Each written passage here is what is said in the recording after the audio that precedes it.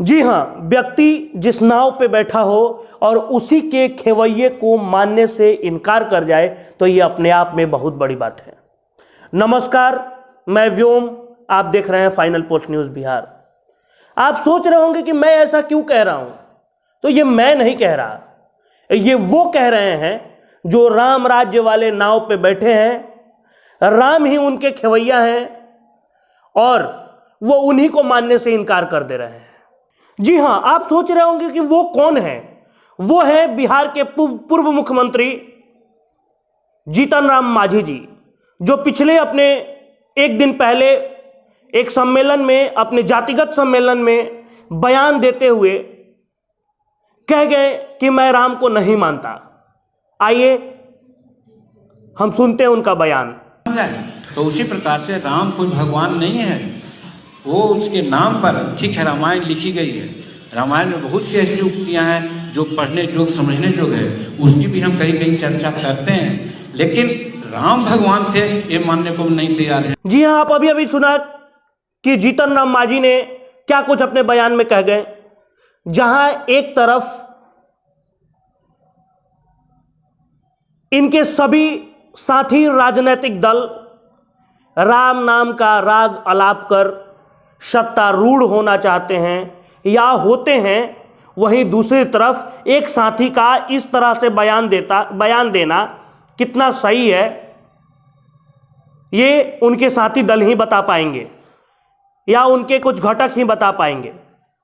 इतना ही नहीं, इस बयान के या इस सम्मेलन के दरमियान वो अपने बयान में हिंदू धर्म को गाली देते हुए कुछ पंडितों पे गलत टिप्पणी की, उनको गाली भी दिया। आइए उनका ये भी बयान मैं आपको सुनाता हूं। आप लोग माफ कीजिएगा, हम सब लोग को कहते हैं आजकल हमारे गरीब तबके के लोग धर्म की परायणता ज्यादा आ रही है। सत्यनारायण पूजा का नाम हम लोग नहीं जानते थे, हर जगह हम लोगों के टोला में सत्यनारायण स्वामी की पूजा होती है। और इतनों में शर्म लाज नहीं लगता हम लोगों का कि पंडित हैं तो नहीं खाएंगे बाबू, आपको हमको लड्डे दे दीजिए, लड्डे दे दीजिए।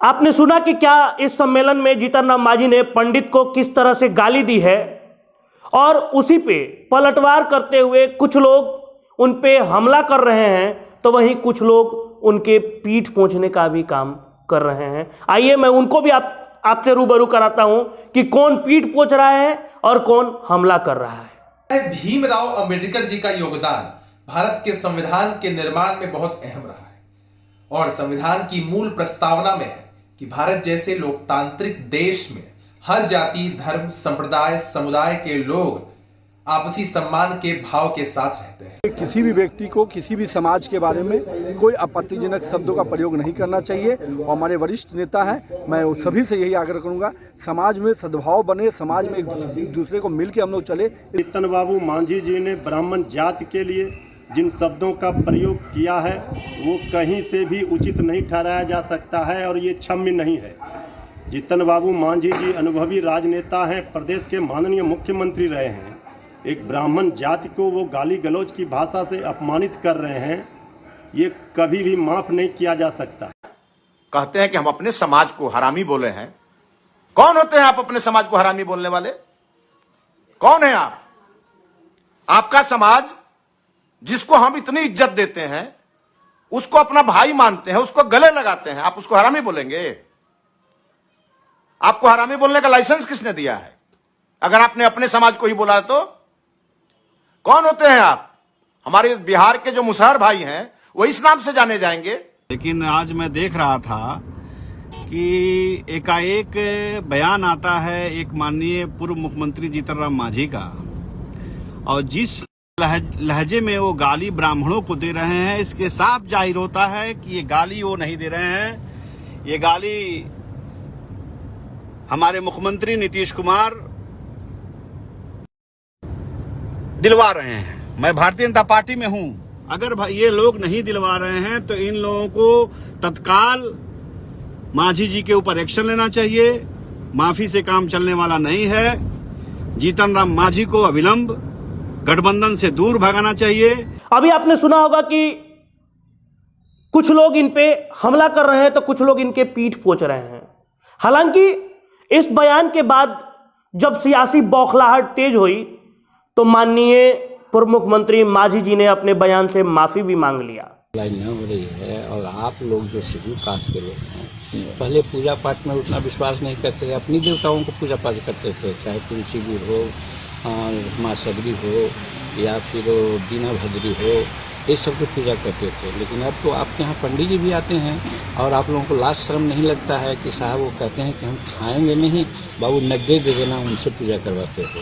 यही हमने कहा था और हम अपने समाज के लिए हरामी का शब्द यूज़ किया था, हम पंडित जी के लिए यूज़ नहीं किया था। अगर इसमें कहीं गलतफहमी हो गई हो तो उसके लिए हम माफ़ी चाहते हैं, लेकिन हमारा उद्देश्य यही था कि हम अपने समाज को कहने कि हरामी लोग ऐसे आप लोग हो गए हैं कि साहब अपने देवता को छोड़ करके दूसरे को पूजा कराते हैं। उसमें भी अगर लाज शर्म आना चाहिए कि आपके यहाँ नहीं जो खाने वाले हैं और उनसे पूजा करवाते हैं, तो वैसी परिस्थिति में आपको ऐसा नहीं करना चाहिए। अपने समाज में कुल देवता हैं, पाने साल जो लोग हैं, उनसे आप बात करवाइए। इसी शब्द में हरामी का यूज हमने किया था अपने समाज के लिए, न कि पंडित जी के। लेकिन एक चीज आप भी सोच रहे होंगे और मैं भी सोच रहा हूं कि आखिर ये इस तरीके के कदावर नेता जो पहले कभी मुख्यमंत्री रह चुके हैं, उनका इस तरीके से विवादित बयान आना, इसका क्या मतलब बनता है? प्रश्न ये उठता है कि क्या एक इस तरह के कदावर नेता, मुख्यमंत्री रह चुके नेता का इस तरीके के बड़बोलेपन का बयान आना, क्या यह ठीक है? ऐसा बयान देकर वो क्या कहना चाहते हैं? या वो समाज में द्वेष पैदा कर अपनी राजनीति रोटी सेकना चाहते हैं, या फिर ये मीडिया में बने रहने का कुप्रयास है, या फिर दूसरे को गाली देकर अपने समाज को एकजुट कर राजनीतिक रोटी सेकने की काम है? अपना सुझाव हमारे इस कमेंट बॉक्स में देते रहें। अगर आप इस चैनल को सब्सक्राइब नहीं किया तो सब्सक्राइब कर लीजिए। मैं आपको इसी तरीके का और भी वीडियो लाके दिखाता रहूंगा, समाज से रूबरू कराता रहूंगा। नमस्कार।